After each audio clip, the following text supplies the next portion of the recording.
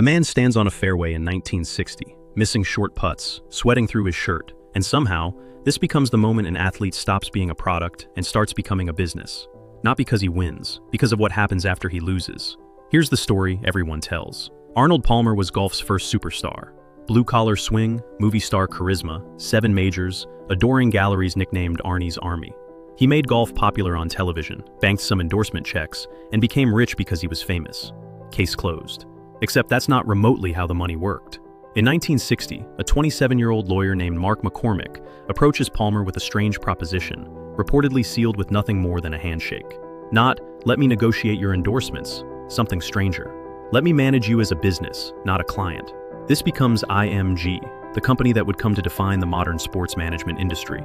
But the real innovation isn't representation. It's the model underneath it. Every athlete before Palmer got paid to appear. A check for showing up, swinging a club, smiling for a camera. Transactional. Fees. Palmer and McCormick build something else. Long-term financial participation instead of one-time payouts. Rather than only licensing his name for a flat cash sum, they start negotiating deals where Palmer shares in the ongoing value his name creates, whether through design royalties on golf courses or sales-linked income on products. Here's why that distinction matters. A fee is finite. You get paid once. The value stays with the company.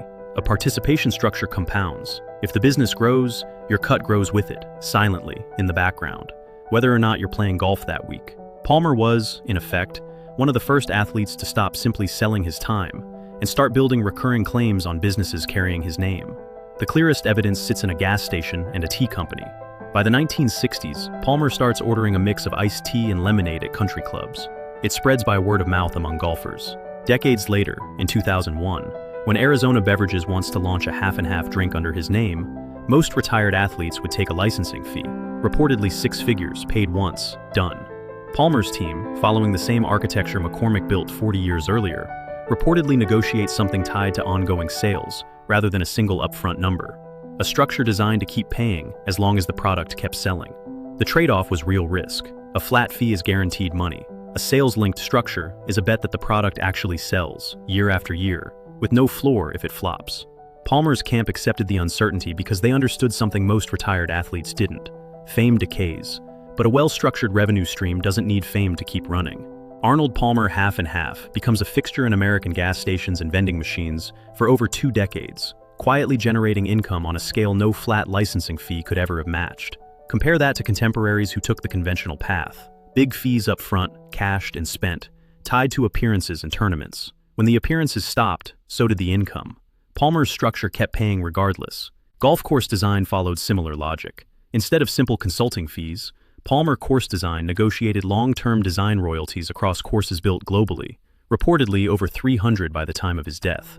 Each one, a small, compounding claim on a business, not a single transaction closed and forgotten. By 2016, when Palmer died, Forbes estimated his career earnings from these combined ventures, licensing income, and brand value at well over $875 million.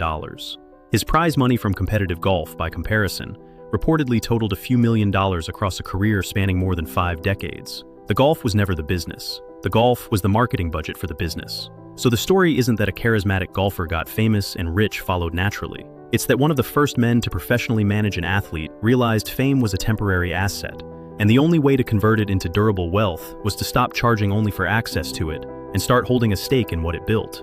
Everyone remembers the swing. Almost no one studied the contract sitting behind it, the one that quietly separated athletes who earned money from athletes who built wealth.